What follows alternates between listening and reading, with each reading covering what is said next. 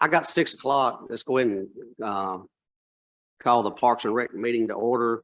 I think our secretary is on her way. If you would, if you don't mind, look at the minutes from the last meeting on the back of the agenda there and see this, look it over and see if there's any additions or corrections need to be made.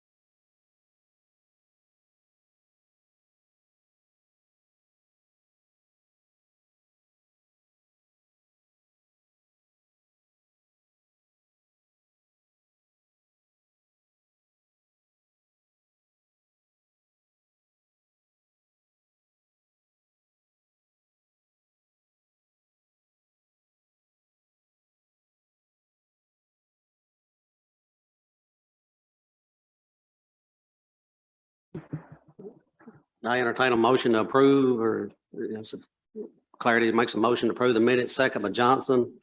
All in favor, say aye. All right, we move on to number 3, discussion items. First on our discussion items is the postseason. We've got Cliff here. He's given us a handout, so I'll let him go over the handout he's give us. Okay, so what y'all see in front of you is the final tally for the year. The biggest note in this would be the pool pump, $7,000. That's in the Hartsville or the volunteer pool supply line. The rest of that was chemicals, chlorine, some stabilizer, and I'll just say just different supplies for the pool. Of course, toilet paper's in there, trash bags and stuff like that. But all the rest of it would just be like Lowe's was just some plumbing for the pool. Of course, Tri-County would be light bill and the water. Amazon was bathing suits.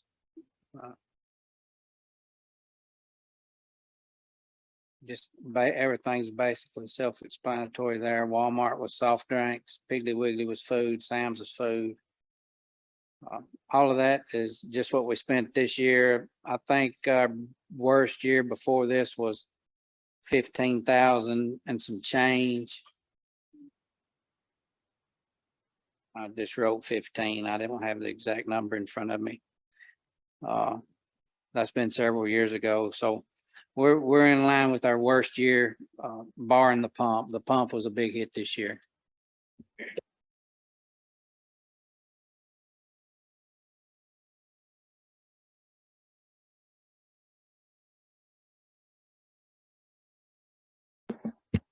Is the water bill normally in that range?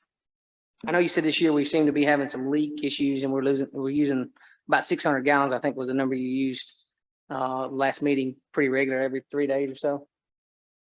It's pretty close. I mean, we didn't lose a ton of water. A lot of it is around the rings and the sand filters. This fall, we're going to clean all the old sand out, replace the seals and stuff like that. I think the water bill, the field bill last year was about $1,900. That was sewer and all. So it's pretty close. I mean, this is it's pretty close. Yes.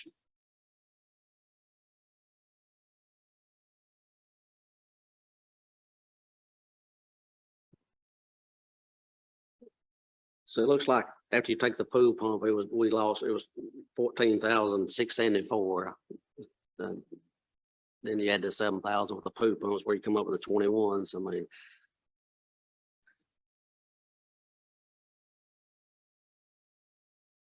has anybody else got any questions they need to ask over this?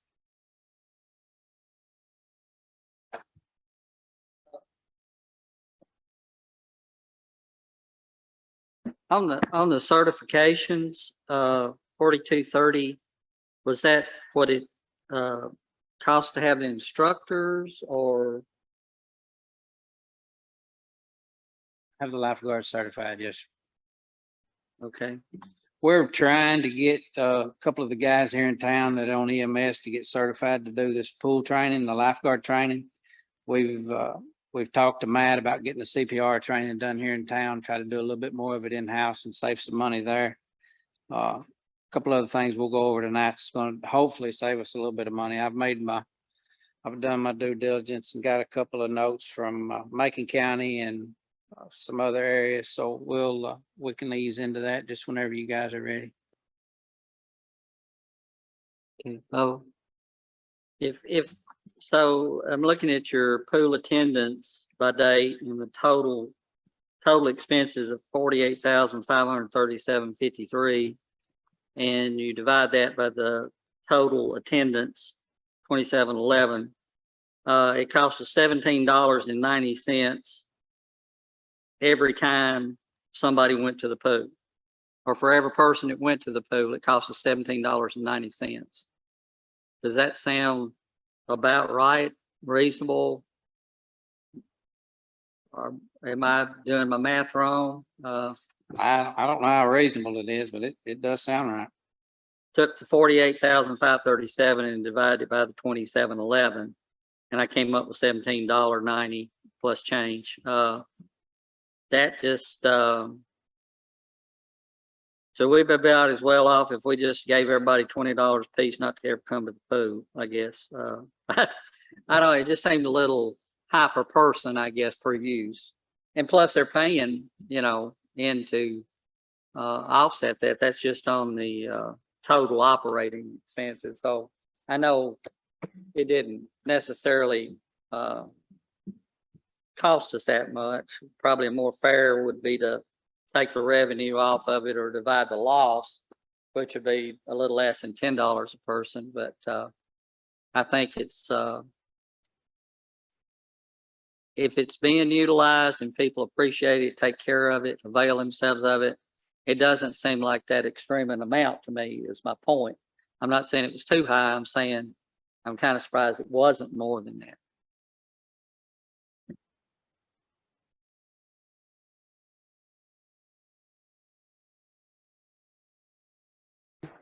Do you want to go into the other, what you was going to, Cliff? Yes, sir. I spoke with Madison Pools. I left the last quote or the last bid put from Madison Pools back in 2010s when the pool was refurbished. They did a complete tear out and redid just the pool. The filters weren't changed, no new plumbing or anything like that. And the grand total on that was $63,495. And I know it says 53,000 on the bid, but for some reason there was extra money put in. I couldn't find that in the paperwork. I looked for it in some of the old billing, but the boxes in the archives are in disarray, and I just couldn't find the particular year I was looking for. I'll keep looking. If I can find out where that came from, then I will.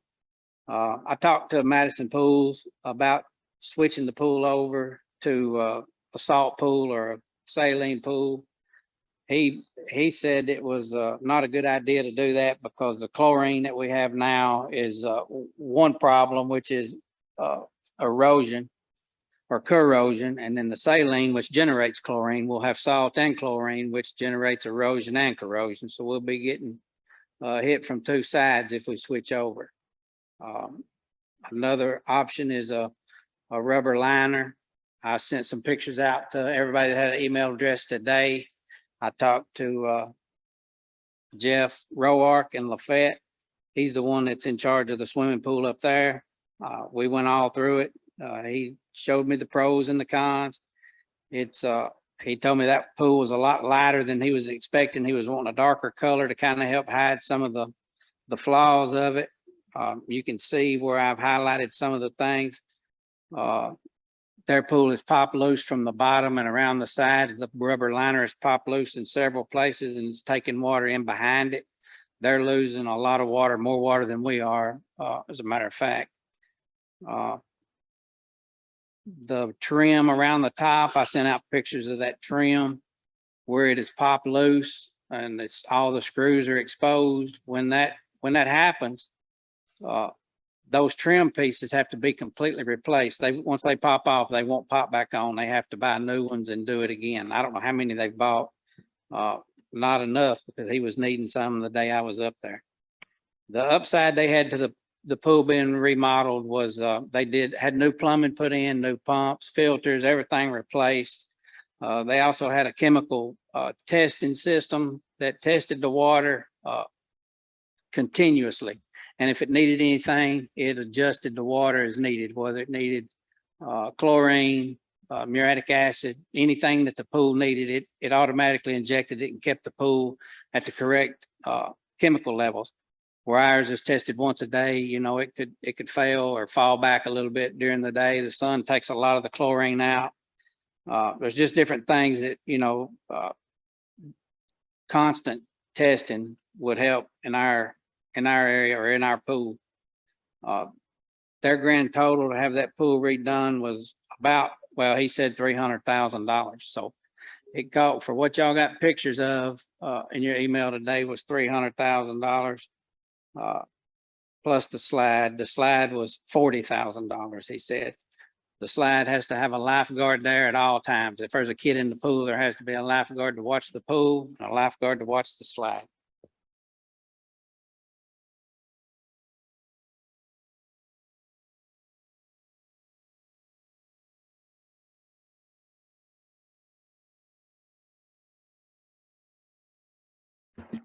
I got notes, Miss Atwood, I'll give you after the meeting. I know I'm going through it pretty fast. Our pool, we talked about the water levels, losing water. I think a lot of it is in those sand filters. It's leaking a little bit around the seals. The shallow end of the pool, it kind of looks like one end is either popped up or the other side of it's settled just a little bit. It don't look completely level. I don't know if that's part of the problem or not. We won't know till we get everything closed off this winter and get everything plugged up and just let it set and see if it's we're losing water out the bottom of the pool, if we're losing it through the plumbing. We won't know till we close it down. We hadn't closed it down yet just because I wanted to go over some of the options we had as far as resurfacing the pool. If we wanted to move forward with one of those, I really wanted to try to get it done this fall in cooler weather and get it ready for next year versus waiting to the last minute or maybe being closed next year and not being able to do it. Plus, I'd like to do it in a little bit cooler weather. So that rubber liner, I just gave you an estimate on that. And of course, that was replumbing, new filters, the full-time electronic chlorinator and all that stuff, $300,000. If we seal it with a paint or it's basically a sealer and epoxy. It's got a hardener built into it. And the people I talked to, 3 different pool installers, they gave me Dohany's website. That's the people that sell this stuff. Of course, you can get it on Amazon, about the same price, but it's about $1 a square foot to seal it. It's somewhere around 4,700 square foot. So we're probably looking at about $5,000, maybe a little bit more, because a lot of it, especially the bottom, I would like to get a double coat of that epoxy on it. They recommended doing that, you know, on the bottom, if not the whole pool. If y'all hadn't been up and seen our pool versus what Macon County has, I like the tile work. I like our stone work better than that rubber liner running up to the side of it. It's just a aesthetic thing that I like better. It's just ours is a nicer looking pool. Now we're going to have a lot of caulk work done. They recommended having a contractor come down. ABG Caulking in Nashville is the company that Madison Pools recommended we use. So I hadn't got quotes from them yet. Everybody's busy. It's to get a pool guy just to come out and look at something. They're laughing at me. I mean, they want a PO number or a check before they'll just come out. So we're working to get some more people to come out and give us some estimates on maybe doing the sealer and stuff. I just don't have the manpower to do it right now. If we can get everybody hired and working, then it probably wouldn't be an issue. But we've lost another one this week. Actually, we've lost 2 this past week. We terminated 1 and 1 quit. So we're 7 people short now, not 5.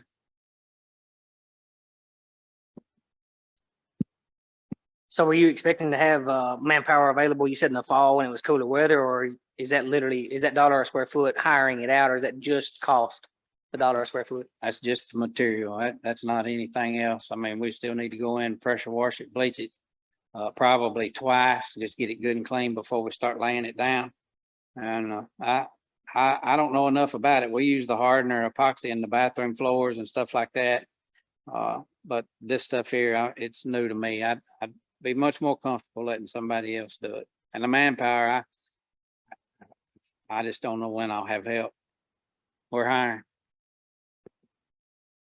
So do we have a cost estimate on that? And it, we know the cost per square foot is $1 on materials. Do we have anything on hiring it out or not? Did I misunderstand that? Yeah, you misunderstood. I've got people that are lined up to come look, but it's just hard to get anybody without payment in advance or, you know, a guaranteed job. They just can't, they don't have time to come look at it. So as soon as I can get them here, I'll report back with the cost of that. So it still needs the areas that you said were chipping away prior fixed before we do the sealer, though, I assume, is that correct? When I talked to Madison Pools, I told him what we were doing, and he said that's the best thing we can do. So we're on par with what, as far as that goes.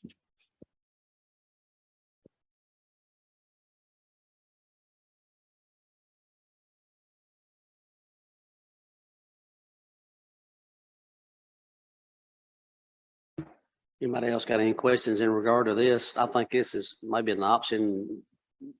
I mean, we look at the liner, I mean, it's be a whole lot cheaper than what he's talking about here, I think.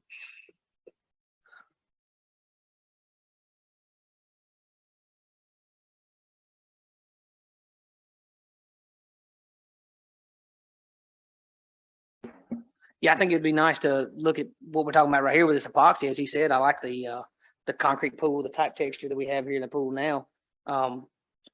Much over the rubber liner. If that's something we can get an understanding of what it's gonna cost to get that completed, that's gonna be the big thing. So how can we help you? You said they're gonna need, everybody needs, hey, we know we're gonna do this. Here's what we'll pay you to come do it. Is that what we're saying? We need to pay somebody to come give us an estimate? Now, when pool season slows down, these guys get a little time, they'll be glad to come look and give me what I need. It's just a matter of getting somebody up here, you know, at the drop of a hat. They're just busy. They're busy and shorthanded like we are. Understandable. So they're coming. I'm on the same page. I'd rather do the epoxy, whether we have to do it or can hire it done, preferably hire it done. So I would like to do that. I've talked to several people about splash pads, and anybody I talked to with a splash pad definitely discouraged us getting up a splash pad. There's so many reasons why, from sanitation reasons to water waste. You know, if we go with one that recirculates the water and has a treatment tank, it's not as much water. It's anywhere from 10 to 25,000 gallons of water. It's basically the size of an above ground swimming pool, a big above ground swimming pool. But that amount of water will have to be treated. That's an upside. It's not as much water to treat, but the downside is you get a couple of dirty diapers in that water, and then you got 30,000 gallons of contaminated water and seconds to get it treated and back up in through the fountains and into the play area, and it's just unsanitary. There's a lot of viruses and stuff like that spread that away, and they were just discouraged against it. As far as winterizing goes in our area, you know, it'll have to be winterized 7-8 months out of the year. A lot of them are using RV antifreeze, and it takes 2 to 3 weeks to get all that flushed out. Some of these guys have been doing it for years and said it don't matter how hard you try, you just can't get the pink color out of your water up to 2 to 3 weeks. So I didn't hear anything really encouraging about a splash pad. If we went with freshwater splash pad, you're talking about 20 to 30,000 gallons of water a day. That's just going to come up one time and then it's gone into the drain back to the sewer plant. That's a huge waste. I've got more research to do, but I really got discouraged on the splash pads.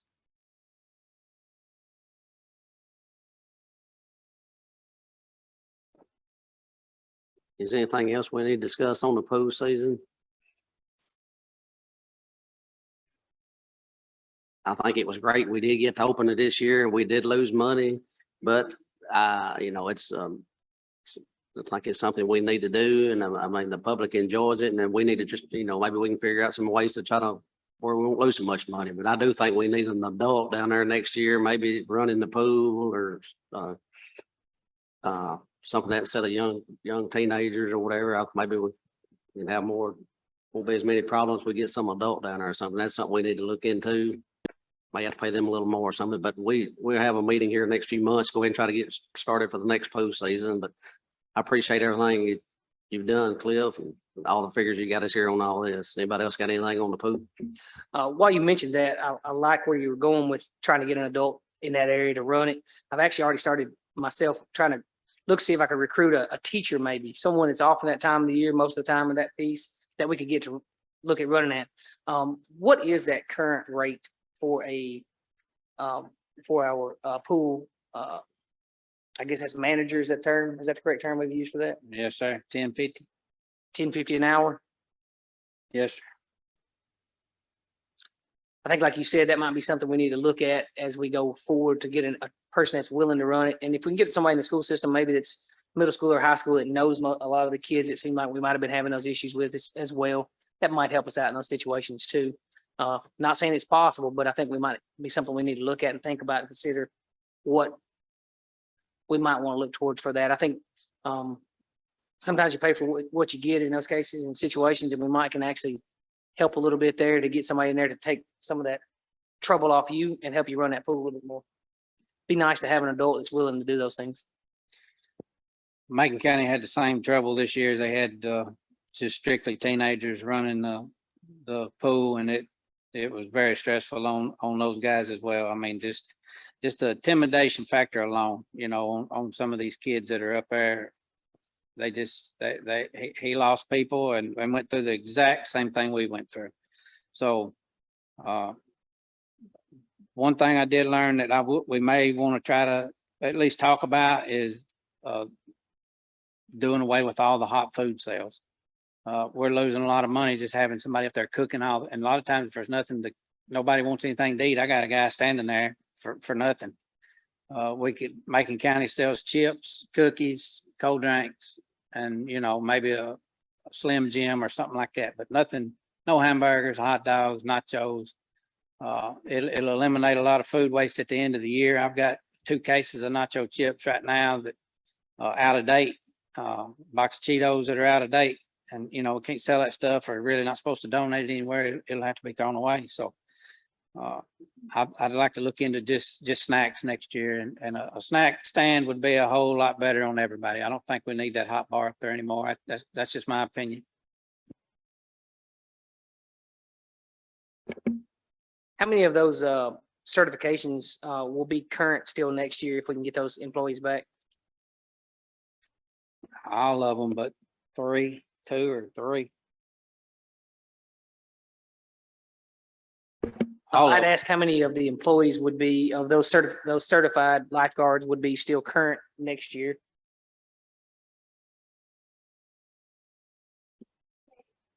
Just 2.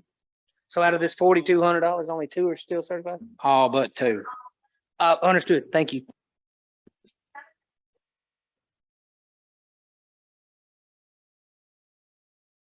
Understood. So like out of the 13, the 3 that showed or the 5 that showed up and 3 that passed, we were still stuck with a 13 student bill.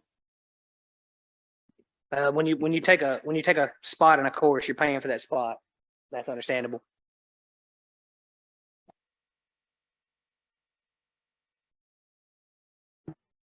Does anybody else got any questions about the pool before we move on? All right, we'll go discussion items number B, local parks and rec grant. Mayor, can you give us an update on that? Yes, sir. At 4:45 this afternoon, I received the grant contract from TDEC. So it's got the total, the 600,000, that's the match for the state's part. The terms are pretty much what they are for every state contract. It's pretty much just boilerplate language. The only issue I saw as I looked through it is the address for the mayor's office needs to be corrected. They've got it at 210 Broadway instead of 328 Broadway, room 6. Mr. Beller has reviewed it and said it looks sufficient and as far as form and content, so he approves it. So I would like for this committee to approve the contract or recommend approval of the contract to the county commission so we can move this on and hopefully get it voted on this month and get it going. You said Mr. Beller has looked over the contract and you and he both? believe- Yes, sir. As soon as I received it, I sent it to him and he's already reviewed it and emailed me about the time the committee meeting started and said it was sufficient as far as form and content, and he approved it. Again, it's pretty much standard language. We don't really have much room to change anything. It's pretty much standard language, boilerplate as far as what the state does. The only thing I saw that needed corrected was the incorrect address for the mayor's office. Does it have a timeline on that grant? Yes, sir, it does. It's a 3-year grant, begins September 15th, 2022 and ends September 14th, 2025. I'd make a motion that we, based on your recommendation and Mr. Beller's recommendation, that we give this committee's approval to that grant.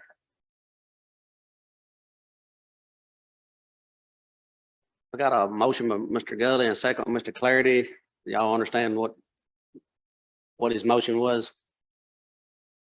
Does he need to repeat his motion? All right. Beverly needs you to Motion was based on Mayor Chambers and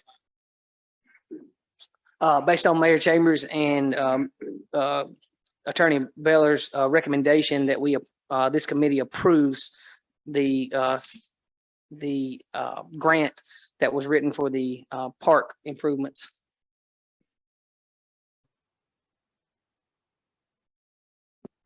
Put in Trey Park improvements. Yeah, this committee's approval. That's all that is.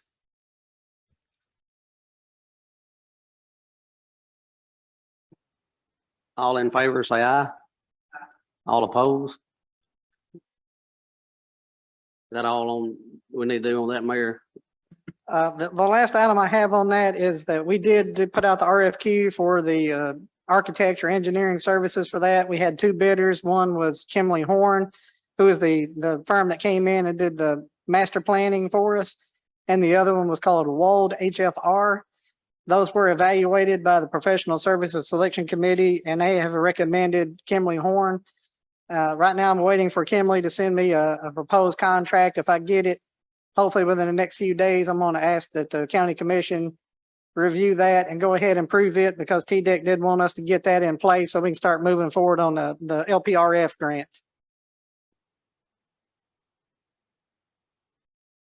I guess just to cover our bases, if we could get a motion to, I guess, concur with the Professional Services Selection Committee and recommend to the county commission retaining Kimley Horn to serve as the engineer architect for the 2020 LPRF grant. I think that would help greatly as we go forward in the process. Can we see the those 2 quotes somewhere before we make those pieces and these 2 companies? There was no actual price quotes. It's just a statement of their qualifications. It's actually against state law to require a quote for prices. So it's just based on who was the most qualified. You can more than welcome to see the evaluation forms and all that. And I don't remember if we got those in electronic format or not, but if they're in paper, we still got those statement of qualifications. But as far as there is no price stated in that, as that goes against state law, you can't require a price on their services. I was asking that we see what those services were, what you approved in that piece is really what you said, but I understand what you're saying. It's an RFQ request for qualifications is all it is. There's not a cost in those pieces. Yeah, There is a qualifications measure. the services requested should be on the county website for the RFQ is on there, and it'll state the services we requested.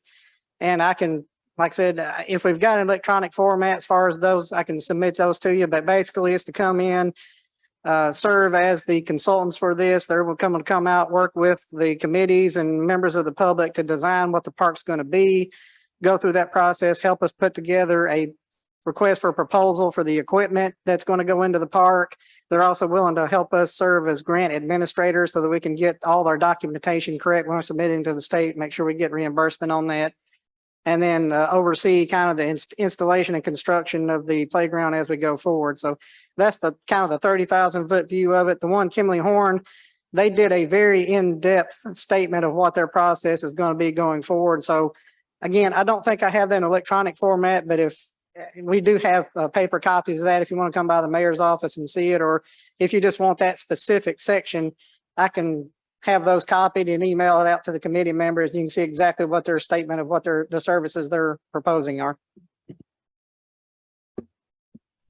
Appreciate that. I would like to see through those myself, but as I'm thinking here about it, Kimley Horn is who we had hired originally to make the master plan, 10-year plan for the park, correct?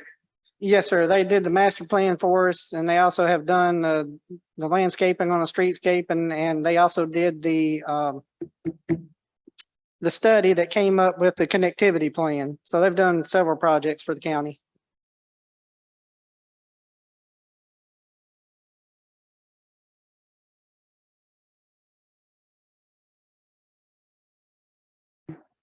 Anybody I'd want say part of the scoring on that is familiarity with the community, familiarity with the project itself is part of the criteria on the scoring, as well as their staffing and their approach to it. And you score, it's kind of a tally sheet, different areas, different categories. Everybody scored them independently, and then you come back and look at them collectively and see, who scored the most is how that selection was made. It was it's a pretty thorough evaluation if you've been a part of the process. I think probably a lot to do with them maybe scoring more than the others was their familiarity with the project and having done projects here in our community before and being familiar with the community.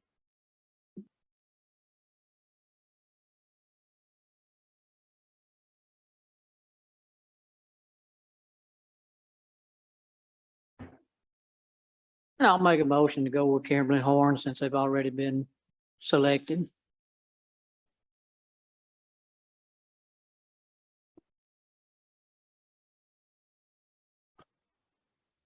I got a motion from Mr. Clarity that the mayor give us about the Kimberly and Horn, to use them. Richard, you second?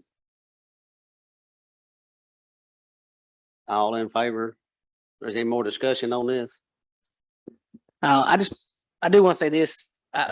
When I look at that Kimberly Horn piece, I have a little bit of reservations in the company, in that when I looked at the master plan, there's some areas of the master plan that were put together that don't look like they would even fit.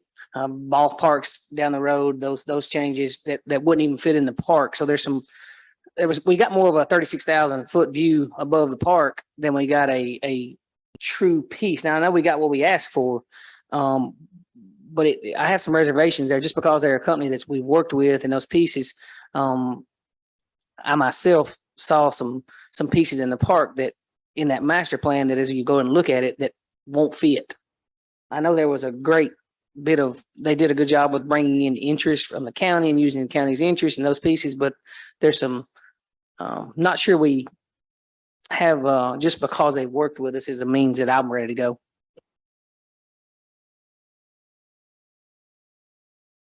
But the professional services committee is already, so y'all. Yes, sir. It was evaluated by the Professional Services Selection Committee, which is required when we have grant contracts under an ordinance that's passed by the county, I guess, decade and a half ago.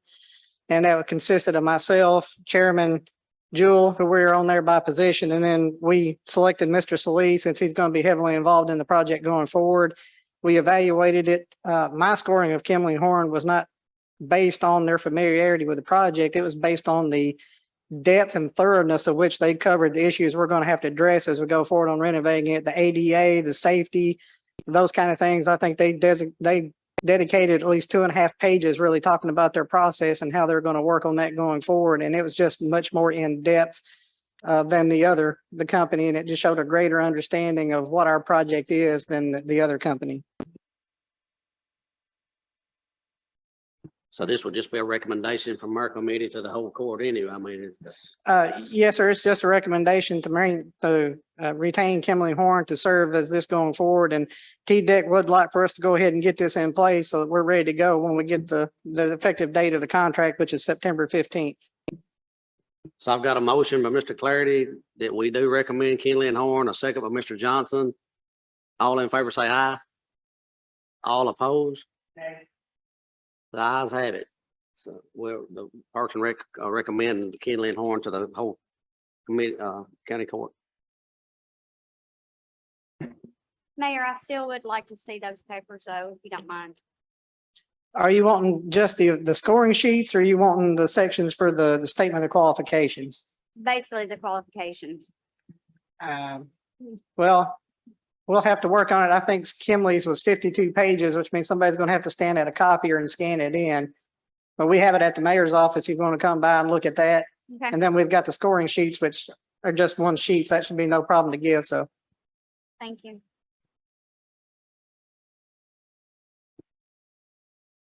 Is anything else, Mayor, in regards to the park?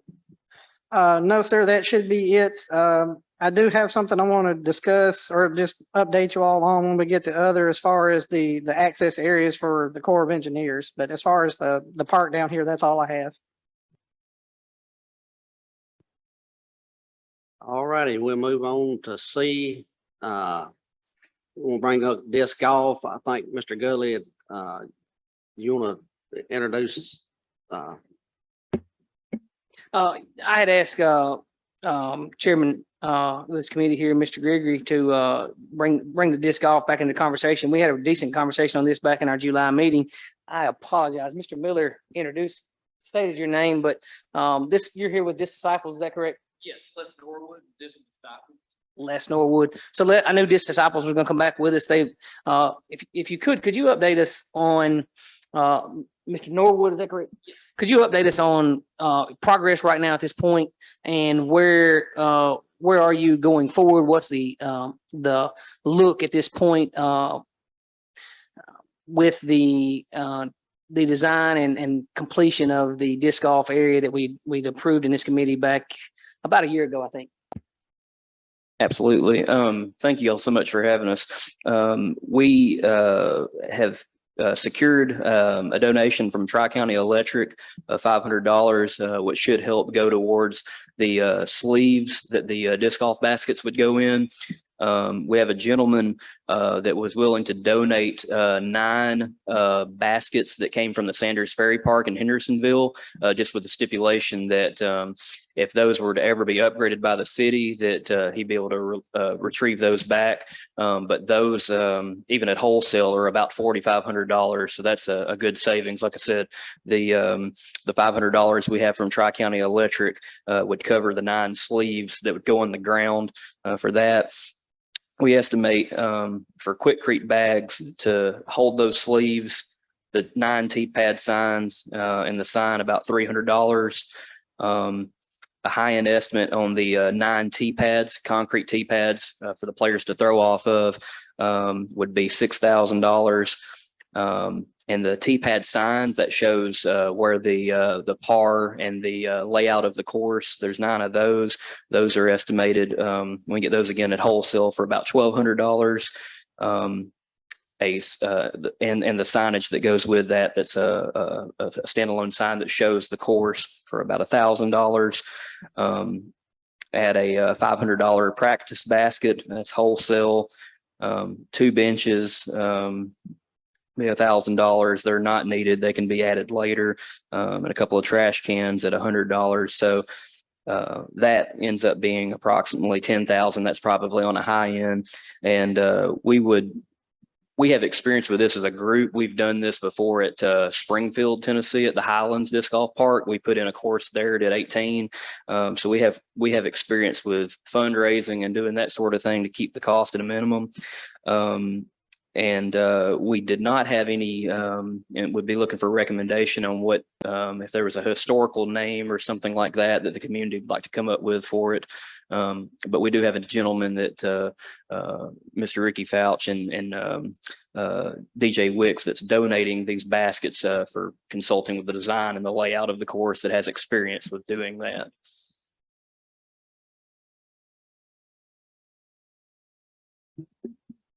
Mr. Norwood, what was that name one more time? I'm sorry.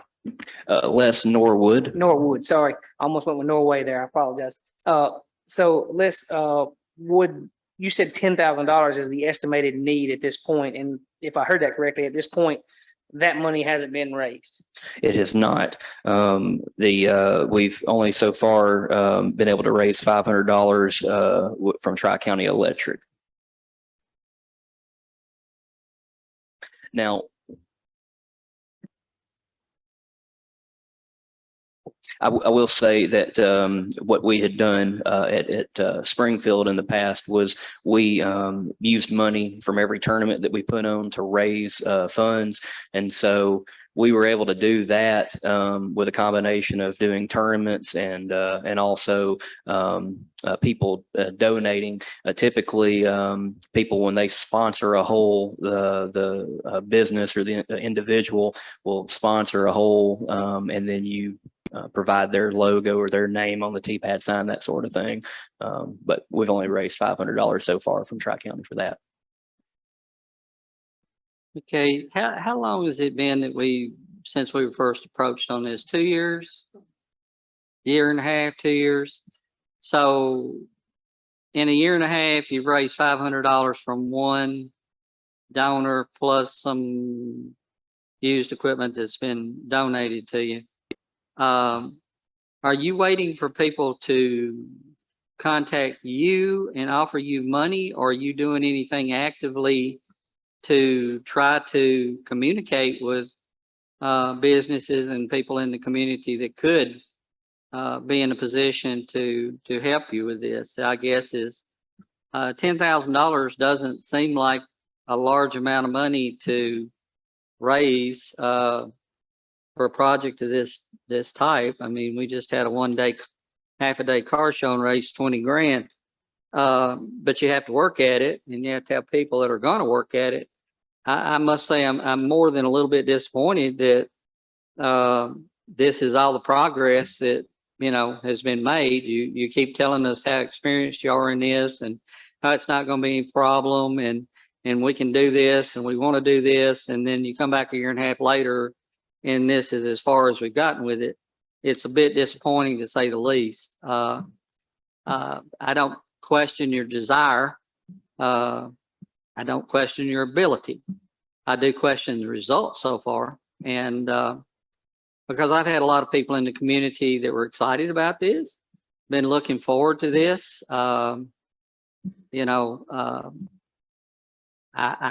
I can't speak for the county commission, but I feel like that we possibly could have found some money to help with this project, but basically we were told we didn't need to, and it shouldn't be a problem. And so I must admit that freely, that I'm ready to scrap the whole thing if you can't. And we can do it ourselves, and it already been down there and people have been playing with it all summer. But I just felt like that needed to be said.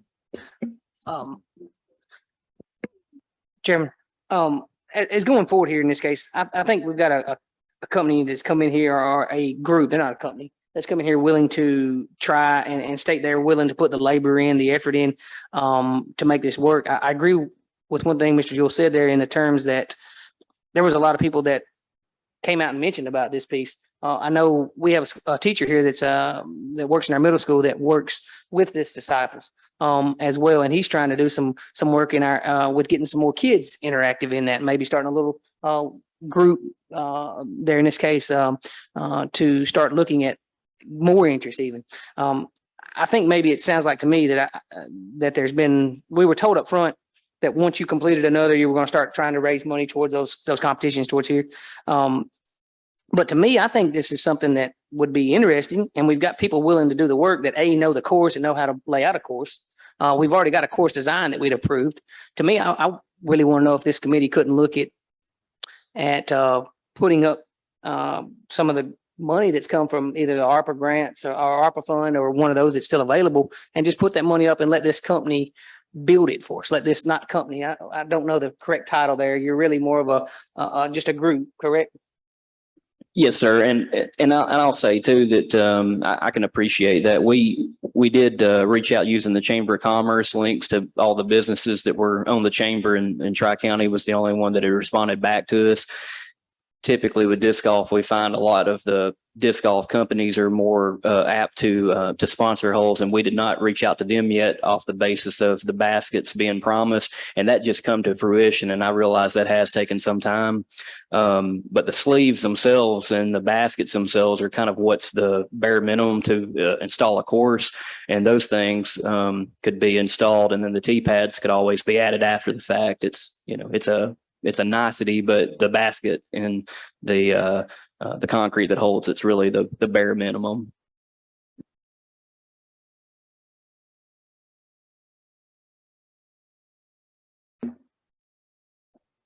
Mr. Mayor, do you remember the original quote for what they told us to start with? I believe it's around 8,000. It's around 8.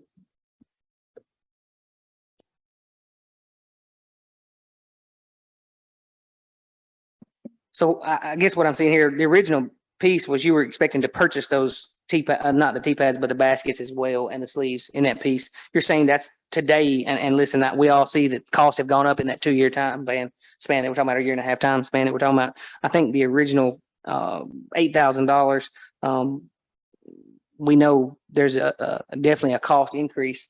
So you're saying it would cost $4,500 to buy a brand new? That's correct. Yes, that was what was estimated, what 9 new baskets at wholesale would cost. Those are being donated.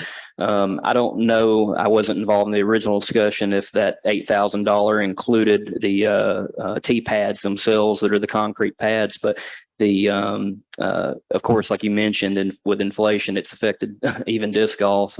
Things have went up in price. We can't purchase baskets that we could 2 years ago. They've went up in cost as well. But yes, fortunately, we do have those 9 that have been donated.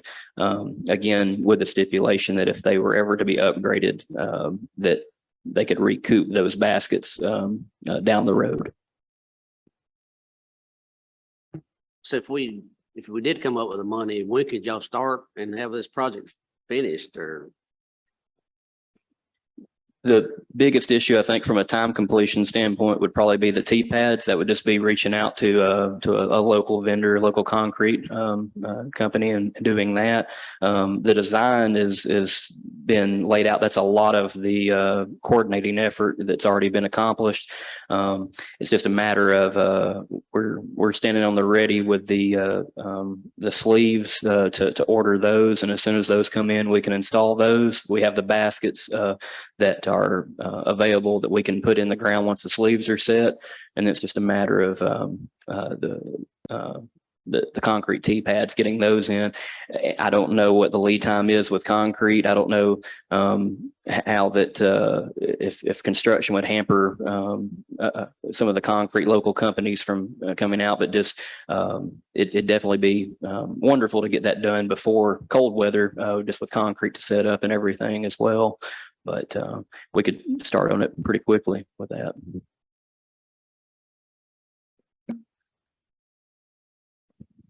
Chairman, if I heard you correctly, you said that the tee pads themselves, the concrete tee pads themselves, could be an afterpiece to this part. So we could set up a tee pad area marked off in some way designated without that concrete piece in place. So that's taking $6,000 off the $10,000 at that point. And then looking at the interest, looking at those pieces going forward, how long would it take if we said, hey, let's go this way? We were able to come up with some funds and move forward at that part. The question was, how long would it take just to install the tee pad sleeves and the baskets? Just as long as it would take for the sleeves to come in. I would estimate maybe 2 to 3 weeks if lead times to be believed as far as for that to come in. And then just a group of us going out and putting that in, doing the labor. Like you mentioned, we have some gentlemen that are ready to go and we could help out and get that going. So yeah, I would say could probably be showing some real progress on that by early October-ish. Most likely if we could get the sleeves in, if we went and cut the order for that, and then getting the baskets and putting those in once the concrete's set. And then all the other pieces, you know, can be added in after the fact.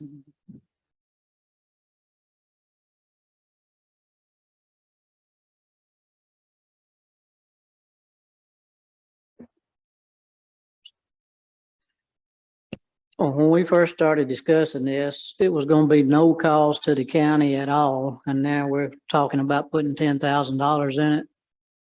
That don't make a lot of sense to me.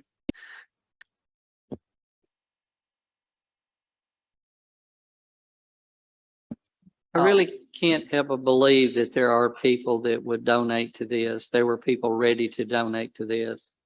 I don't know who's in charge. I don't know who people should contact. I don't know who's contacting anyone. But I know that there are people, community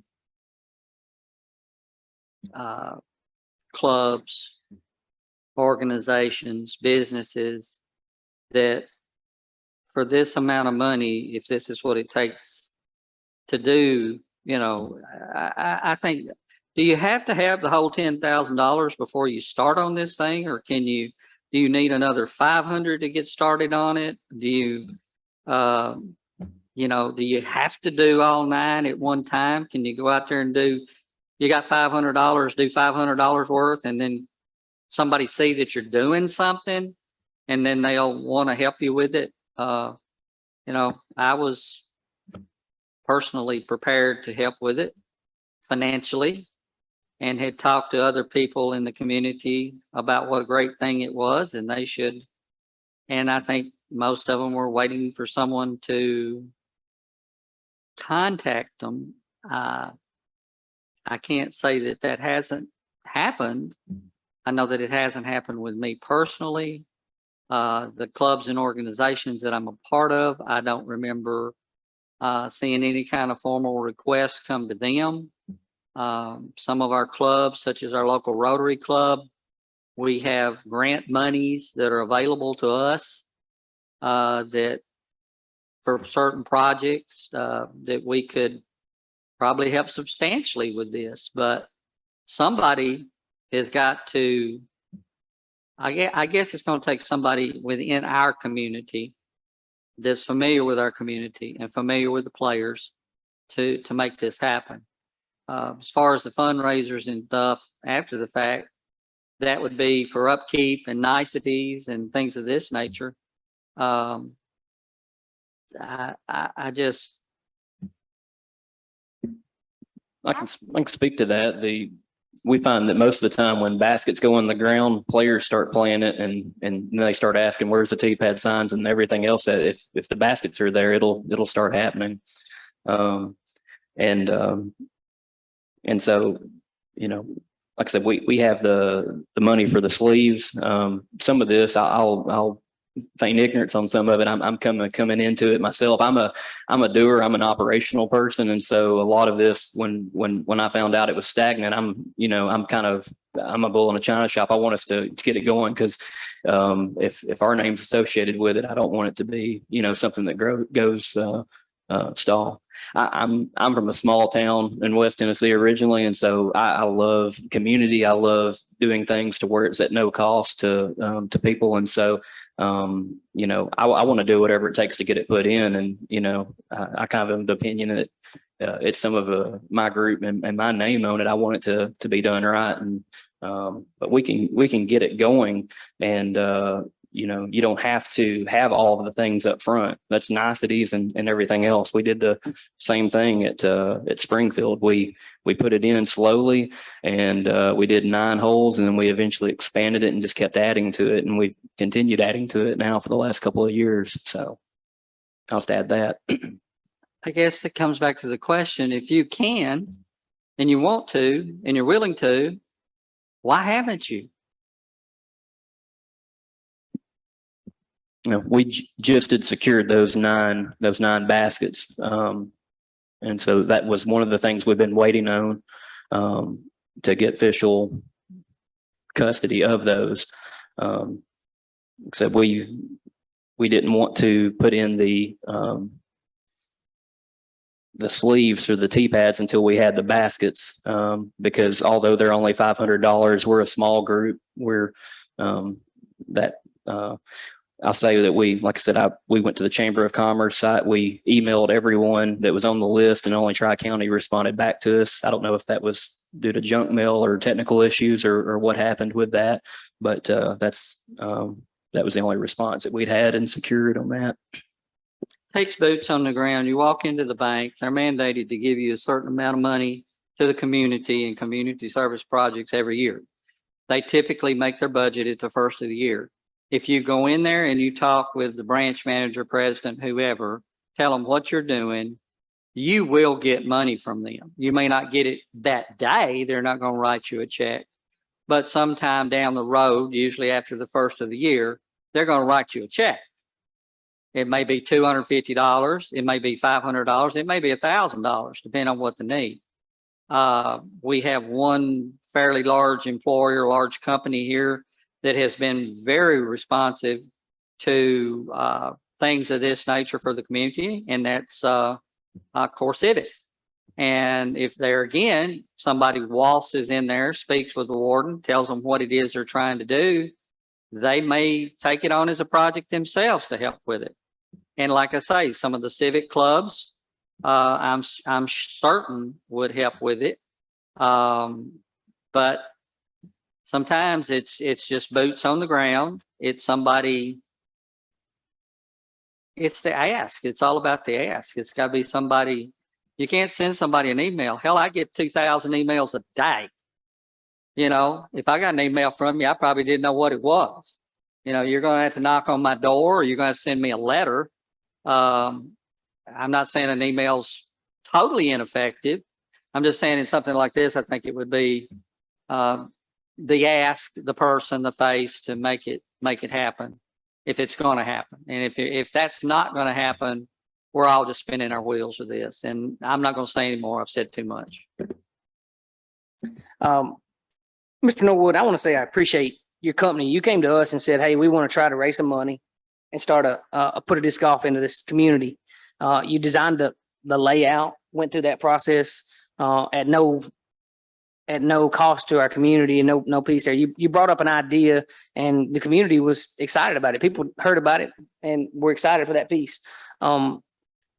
I think in this case here, we see an opportunity that still exists in front of us, still to work together. And you know, what I hear here is individuals that are willing to put in the work. You know, we're talking about here something at cost without the labor fee of today. I don't know if you try to pay people to do much labor these days. As Mr. Slee told us earlier, he's 7 employees short right now. It's hard to find laborers. These individuals are willing to come in and be labor friendly to us, install something that I don't understand, but I understand more people in the community seem to like. I'm all about the youth in our county. If we can get our youth out and get them to the park, that's a good start to get them playing, get them using those types of items that keeps them healthier, breathing fresh air, gets them out from under a video game. I think it's a great opportunity that we have here. I think what I hear, and Mr. Gill, you said something well a few minutes ago, which was we really need a member of the community that knows these people, knows these places to team up with our DIS disciples here. We have a member in the community that works in our school, works with our some of our after school programs as well, who I'm sure would be willing to be a contact in this piece. He's certainly willing to put in his time, his effort. He's a veteran that works in our community. I think we need a person in this community to step up and say, hey, I'm willing to go knock on some doors and go to some of these people. Mr. Gill, it sounded like you knew a lot of folks. Would you be willing to partner with that piece? I think there's plenty of people that would if they were asked, but I've done so many projects that I don't want this to be my project. I've got so many projects that I'm involved with trying to keep funded now that I don't think I need to be the face for this project. I certainly don't mind directing someone to the correct people and how to possibly approach them and to help with them. But no, I don't want this to be my project, and I don't want to be the face of this project as much as I want this project. And I want everyone, including y'all, to understand that a lot of what I've said is because how sold on it I was, how many people that I personally sold on the idea because I was excited about it. And then they keep coming to me wanting to know why this is not happening. So that would be one reason I'm a little reticent to say, yes, I'll take this on. I'll be the face of this project. But I'm not ready to give up on it. I don't want to give up on it. I want us to have it. Help with it, absolutely. Be the face of it, no, sir.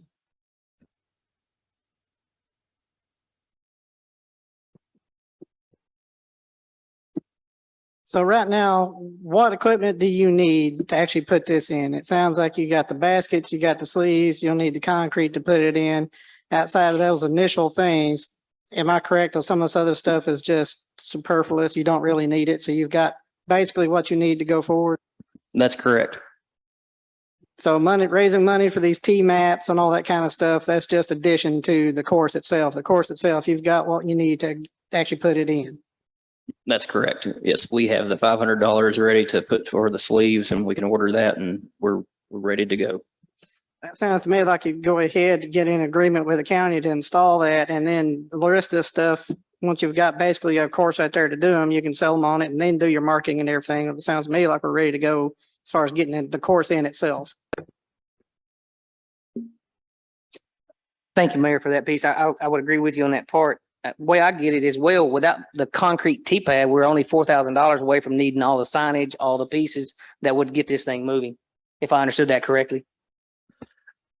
The $4,000 would cover the T-pads and everything, but T-pad signs. The $4,000 would cover the T-pad signs and all the additional pieces. That's the gold plating, but to get the course going, we just need the $500, which we have. We just need to order the T-pad sleeves, or the basket sleeves, I mean to say. The other pieces complete the course, but they're not necessary. They're just, again, as Mr. Mayor said, superfluous to the overall design. So at this point, you need $300 worth of Quikrete so that you can put in the sleeves. Essentially correct.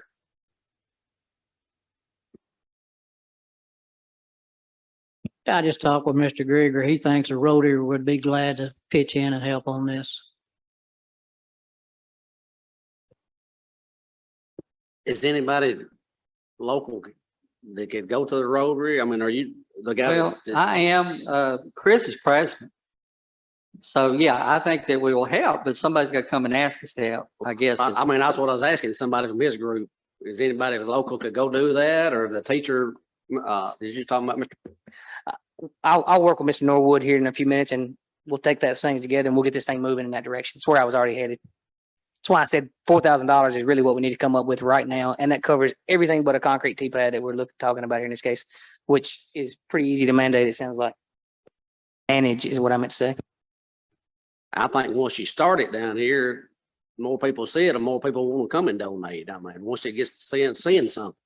Yeah, and I can't, past results are not result of future, but at Springfield, when we did those courses, we've had several tournaments that have had a lot of people come out and had interest in. Of course, this being a 9-hole, usually with that sort of thing, you can double it to make it 18 for a tournament type and sanction it. I think it would be welcomed having a disc golf course in this area. We're a pretty good ways from one, and so I think it would be a very welcome addition to disc golfers. And the sport's growing like crazy right now, and it's a good thing for the economy. People coming in, they got to fill it with gas, eat, and everything else, and so I think it would be a good thing.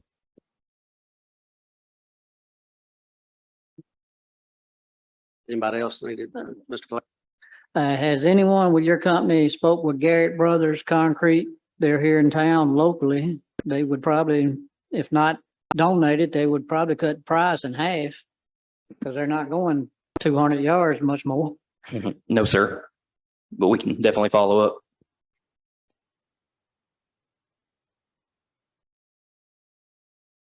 So to get started right now, you need only $300. Is that what I heard you say?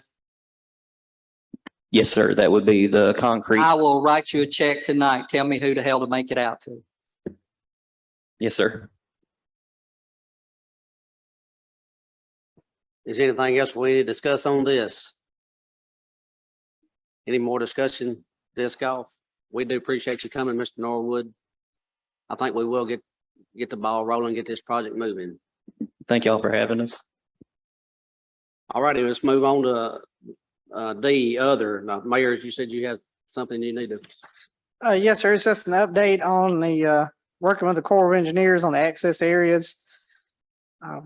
Did have a meeting down at, Taylor's Landing with the new resource manager and some more of his team. To go forward on that, since part of it was designated a national battlefield in 2016, we're going to have an archaeological study done. And one of the things they want to consider is if you're going to do, I proposed maybe a walking trail on the battlefield with some interpretive signs talking about the battle. What's called a floating walkway, which is basically like bridges all around it, but that's just initial proposal. And then also, if you want to rehabilitate any of the existing trail that's there or work on what would be the east side of that property, it's been declared an environmentally sensitive area. So the Corps is going to have to do a phase 1 environmental study. And then also to expand the parking lot and put any restrooms and run utilities there, we're going to have some kind of engineering firm, architectural firm to come up with solid plans to submit to the Corps for them to review if we're going to move forward on Taylor's Landing. So that was what came out of that meeting. That was a little bit more in depth than the meeting I had for them before, where they just said, put together a proposal and just kind of a general map and send it to us. Well, now they've requiring us more in depth information to go forward there. As far as Second Creek and Pine Cove, I did speak with them about that as well, about leasing those. We did have a lease that expired in March of 2018. They were still expressing wanting to include them all in one lease, but after having talked to them about what would be the in-depth of all those things needed, I said, hey, look, that's going to take a significant amount of time. Can we discuss going ahead and maybe getting a lease on Second Creek and Pine Cove and then adding Taylor's Landing to it later as an addition? They were open to that, and they have passed that on to their real estate division. I have not heard from the real estate division, but that is going in front of them. So hopefully we'll be able to move forward on those areas.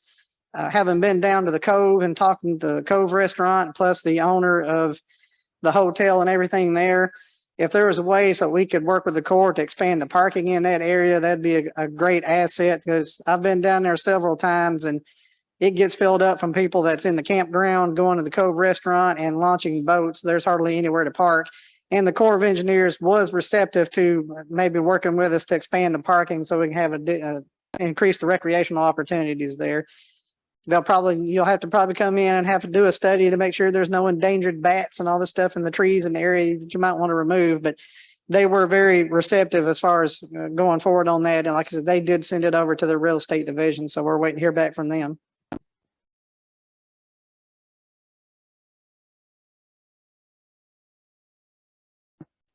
Appreciate that information. That's all I've got. Does anybody else got any other business we need to bring up? I don't think we need to have a meeting, maybe a month or so. We'll come up with a date and get with Mr. Select. We had a call today from some people that are going to try to put on a rally sometime next week in the park. It's the same people that did the Let's Go Brandon thing here a while back. And apparently we've got people coming from all over the United States, and they're going to be bringing campers, and they're wanting to spend the night in the park. I know there's no camping in the park, but a lot of times we do have vehicles that spend the night in the park and then they're gone the next day. I don't think we have anything in place that just says anything about that, about them staying the night. But one thing is going to lead to another if we start this. So I'd like to hear from you guys on what we need to tell these people.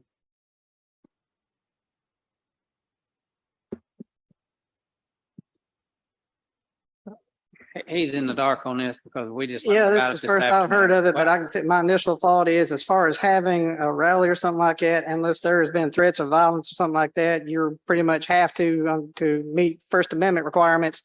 As far as overnight camping, no.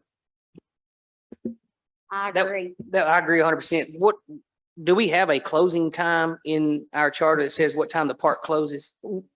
There's nothing in the charter that the charter is not going to be that in depth. I don't know of Ordinance. anything off the top of my head as far as any ordinance, but there are signs around the park that says it closes at 10 a.m. And that could just have been set by a resolution or anything else because it's not an ordinance. That's not something you want to pass an ordinance for. But the signs and everything, as far as I know, the policy of the park is that it closes at 10 a.m. Excuse me, 10 p.m.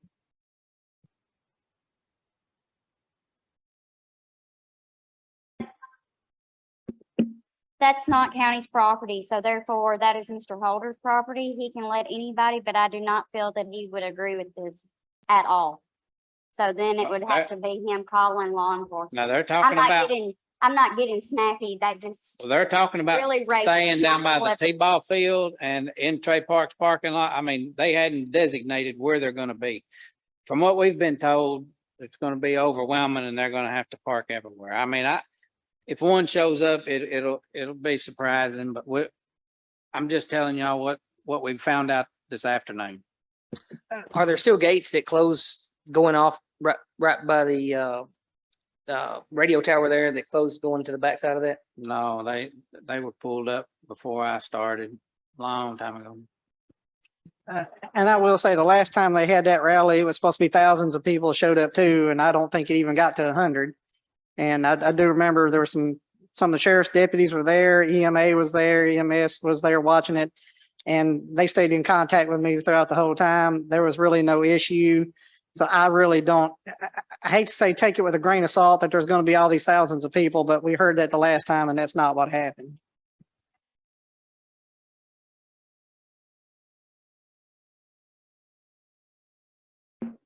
I think my biggest concern with it is for the fact that staying overnight.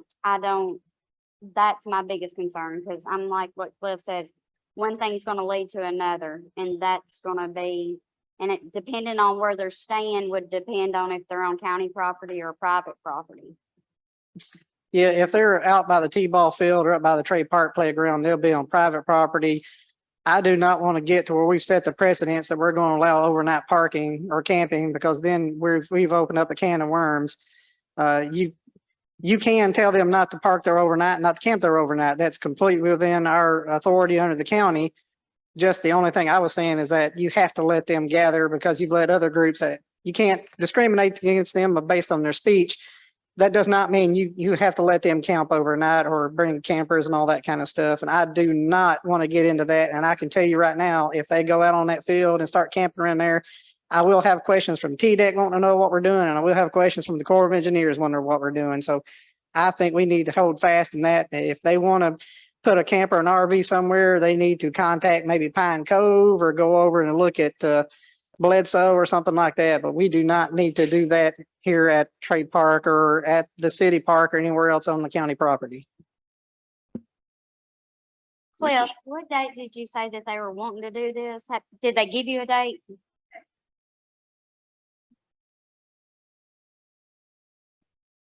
So Cliff, the committee is all That's for this not. week. Yeah, That's this weekend? Oh, September, I'm sorry. I think we can have signs made, no camping, no overnight parking, and posted throughout the park, well, before this happens. It's just something I wanted to bring in front of y'all and let y'all know what we're dealing with today. Miss Atwood, how long would it take you to make the signs? Probably tomorrow. That's quick enough. But what happens when they do? To my understanding, if it's posted and then it falls back on Mr. Russell. Well, if you're going to post it, you need some kind of I would feel comfortable if we don't have a resolution or something in place from the county government, county commission. We need to do that before we move forward on that. I don't, what more do we need than the park closes at 10 o'clock? I mean, I thought that would sum it up. I mean, we can do what do you guys want to do, but closed is closed. Mr. Mayor, Can we get a resolution this month to take care of that? Yeah, that shouldn't be really all that difficult to draft up. The only question I've got, and this will be a question for Mr. Beller, if we're going to do this, does it need to be a resolution or it needs to be an ordinance? Now, and I will say, we will go back and look at our existing ordinances to see if anything was ever actually passed on that. Right off the top of my head, I don't remember. So that's something we'll look at. If it's already in there, then you don't need to do anything else. You can go ahead and make up your signs and get that done. But as far as, I know it seems ridiculous to have to require something like that, but I can also tell you right now, the devil's in the details. And if they were coming to me first, I'm going to say, well, nothing says no overnight camping. You may want to look at the new state law that was passed, but I don't know that that's going to apply to people like this. I think it was mainly for homeless people. And that might be a little harsh under these circumstances. But I personally would feel better if we're going to make people move and all that stuff. We've got some kind of legal basis to do so, because that opens us up to some challenges. And I'm pretty sure, having spoken to Mr. Beller on several of these kind of issues, he's going to be much more comfortable. We have some kind of official action from the county commission as well. Okay, can you talk with Mr. Beller tomorrow and see if we can get an ordinance drawn up before the next meeting? I'll send him, he responds better to the emails. I'll go ahead and send him an email on that. And then that way we've got a written, a legal opinion on that. So I don't, as far as getting that drafted up, it should not be no more than, I would think, a couple of sentences. I will say that most events of this type, if they're going to run late, do have places for people to park overnight. I go to a lot of events in our RV, so that it's not weird for them to ask to do that, I guess is what I'm saying. It would be more the norm that they would be able to and allowed to than not allowed to. And I'm not saying that we should. I'm just wanting to point that out, that it's not a strange request from them to ask for that. And I really doubt, depending on how late they're going to go, that they're probably not going to have a handful of people that would even be down there. But who knows? I will say that they requested the amphitheater, the pavilions right around the ball field. So they're getting around the electric pedestals. I mean, they're obviously planning on trying to do something.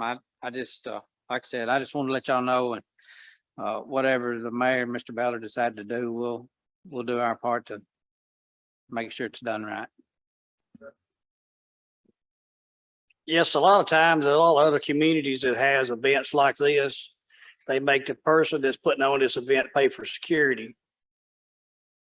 If they want to hire an off-duty officer to work these, it's up to them to pay it. And we got a rate that we charge for an officer.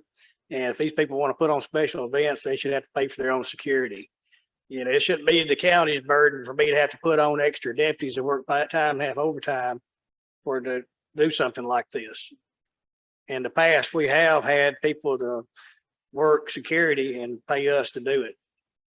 And I think this is one thing we need to look into. If anybody wants to use the park, wants security, they should have to pay for it. I don't think it should be want security. I think it should be required security for certain events.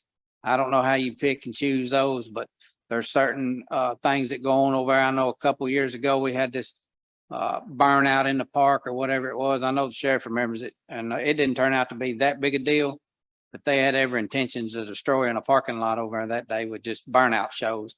So I'm not pinpointing this one in particular. I'm just saying that some of these may need to be required security, whether that it needs to be paid for, because I'm on board with the sheriff. You can't pay for all of that. There's no way in the world we'd be able to do that.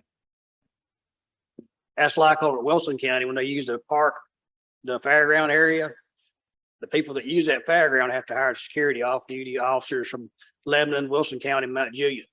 They're required to do that. The city and the county don't pay that. The fire board pays for all the officers there working in any other kind of event that's going on, whether it's a gun show or whatever. They have to, whoever's putting it on has to pay for it. Sheriff, do you have officers that you think that would be willing to do that type of security? Yeah, I've got officers driving to Nashville every week to work security, private security down there right now. Also get into restroom facilities. You can require them to have a certain amount of porta potties, things of that nature. All of that comes into it. Parking, someone attended parking as well as unattended parking. All those things can come into play and typically are on larger events. Now, we'd been approached several years ago about a motorcycle rally here. I don't know whether any of y'all remember that particularly. And once we told them, yes, you got to have, you're saying you're going to have 3,000 people, you got to have 300 porta potties, you got to have people parking, you got to have signage on the highways, you have to have 2 ambulances, all these things that we outlined to them that they had to have, they decided they'd go somewhere else with it. Sometimes you don't have to tell them no, you just have to make it a little harder on them, and then they decide no. Is there not some kind of ordinance for the city that everything has to be shut down at a certain time on events like this or something?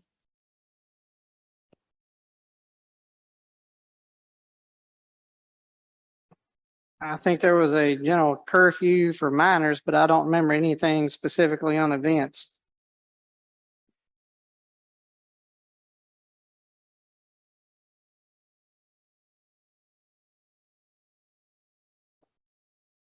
Is there anything else we need to discuss in this matter? Mayor, would that be something?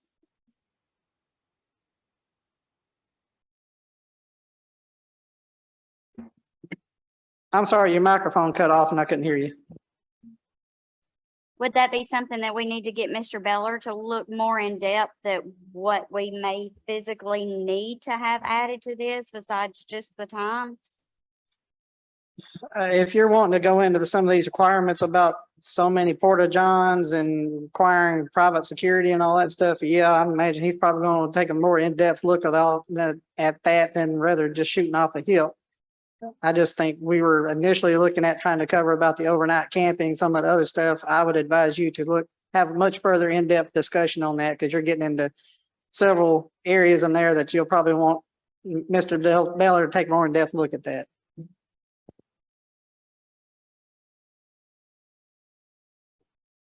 This was just brought in front of us tonight. I think we get from Mr. Beller and we'll have something maybe in place to maybe to take care of this event, hopefully. This meeting has lasted longer than I thought it would. Let's move on to public comment number 5. Is anybody in the public like to make a comment? Is there anything else we need to discuss before we adjourn? I haven't got a meeting, our next meeting date set yet, but if we decide when we need one, I'll get with everybody and come up with a date. Lonnie, did you have something? Motion to adjourn, second with Mr. Johnson. All in favor, say aye. Thank y'all for coming.